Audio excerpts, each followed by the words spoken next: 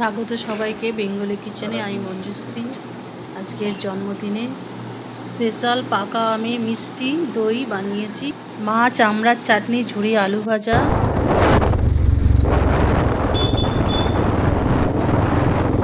এরপর বিকেলে আমরা নন্দনে যাচ্ছি ফিল্ম দেখতে।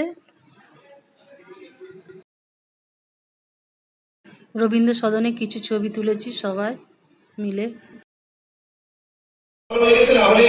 তৃতীয় সপ্তাহে যেরকম সবিতা বললো, তৃতীয় সপ্তাহে এত মানুষ চোখের সামনে দেখতে পাচ্ছি।